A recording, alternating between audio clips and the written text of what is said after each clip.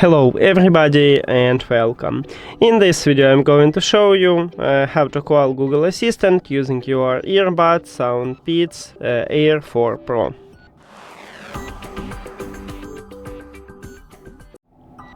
To call Google Assistant, you need to use your right earbud.